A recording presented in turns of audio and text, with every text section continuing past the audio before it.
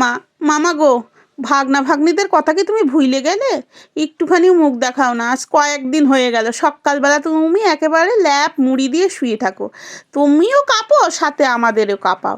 যাই হোক, এখন সূর্যি মামার লজ্জা একটু ভাঙেছে। এখন কটা বাজে জানো? এখন বাজে হচ্ছে সকাল 10টা। আর বরমশাই একেবারে বাজার করে ফিরে আইছে, যে বাজারও অল্প করে করেছে। চিকেনটা আনেছে কারণ ভাগ্নিরা আসবে। আর কেন অল্প করে করেছে জানো? এই কারণ হচ্ছে এইটা, যাতে রান্না করব সেটাই গেছে বিগড়ায়। গ্যাস একেবারে খারাপ হয়ে গেছে। গ্যাসটা আবার সারাতে গেল, নিজে প্রথমে কারিগরি করলো, করে গ্যাস নিয়ে চলে গেছে, মানে ওই পাইপটা ফেটে গেছে আর কি। তো চলো, প্রিয়দর্শিনী আজকে খেলা করতেছে আর আমি আমার ব্রেকফাস্ট করে নিই। আর ব্রেকফাস্ট আজকে কি দেখিছো? আজকে পোলাও আর হচ্ছে আলুর দম।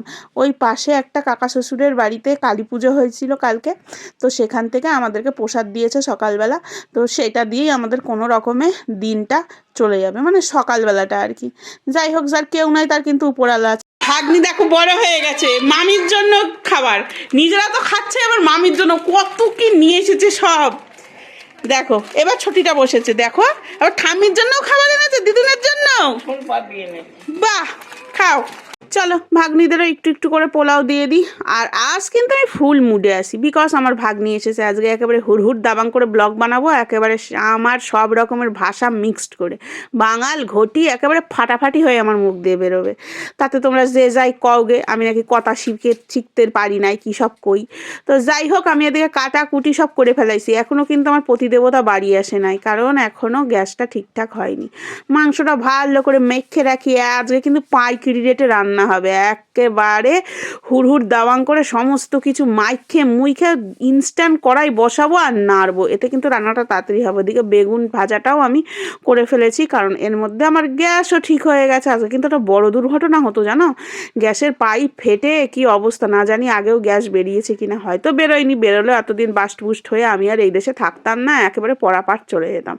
আর আজকে কুকারেই আমি ডাল গরম করে নিয়েছি, সরি ডাল সেদ্ধ করে নিয়েছি। কুকারের ডাল খেতে এত কুখ্যাত হয় কি আর বলবো, যে একবার খাবে তার ডাল খাওয়ার ইচ্ছেই চলে যাবে, জিভ একেবারে স্ট্রাইক জানাবে ডালের সম্পর্কে। আর একটু বড় হাঁড়িতে ভাত হয়েছে, যেহেতু তোমাদের দাদাই বললো আমি উপর দিয়ে দিচ্ছি। আমিও পারতাম, কিন্তু ঘোড়া দেখলে তো মানুষ খোড়া হয়, তাই খোড়া হয়ে গেছি। এখন বাজে কটা জানো? প্রায় 3টে। আর 3টের সময় এই হচ্ছে, ভাগ্নিদের ডেকে নিয়ে এসেছি, কোথায় আদর যত্ন করবো, ঠিকঠাক করে খাওয়াবো, তা না কি পরিস্থিতি। গ্যাসটার জন্যই সমস্যা হলো, তার মধ্যে ছিল না কারেন্ট, স্নানেরও কি সমস্যা, ঠান্ডা জল, এদিকে গরমও করতে পারছি না কারণ গ্যাস নেই। সেই বাইরের কল থেকে সব টেনে টেনে আনা হয়েছে জল। ওই কলটা আবার হ্যান্ড পাম্প, তো বেশ গরম গরম জল ওঠে। আমাদেরও কল আছে, হ্যান্ড পাম্প আমাদেরও আছে, কিন্তু ওই যে পাম্প করা হয় না, তার জন্য গেছে। ও একেবারে ভাবি রোজ একটু একটু করে পাম্প করবো, হয় না, কুড়ে হয়ে গেছে। ডান হাত বা হাত ছেড়ে অজুহাত, টাইম পায় না, কিন্তু আসলে না, কুড়ে হয়ে গেছে। অবশেষে মান সম্মানটা রক্ষা পাইছে, ভাগ্নিদের পাতে দুটো ভাত দিবের পারিছি, আর সেই মজা হতেছে, একেবারে পিকনিক পিকনিক মনে হতেছে। একেবারে থালায় দিয়ে দিয়েছি খেতে, যাতে মাজতে হয় না, খাও আর ফেলে দাও। আর সন্ধ্যাবেলায় সেই আনন্দ হচ্ছে, আমরা এক পোস্তর আগুন পুইয়ে নিয়েছি, আগুন টাগুন পুইয়ে তারপরে হচ্ছে এই যে বাজি ফাটানো। এত বাজি তোমাদের দাদা এনেছিল যে একেবারে ছোটো মেয়ে বড় মেয়ে 2 মেয়ে মিলেই ফাটায় কুল করতে পারিনি। না, ছোটো মেয়ে হয়তো আমার ফাটাবের পারে না, কিন্তু আনন্দ তো পায়, বাজি দেখে টুংটুং করে হাততালি দেয়। অবশ্য বম টম ফাটলে সেও সিল্লে সিল্লে ওঠে। তো চলো, ব্লগটা কেমন লাগলো ভক ভক করে দিও কিন্তু আমাকে।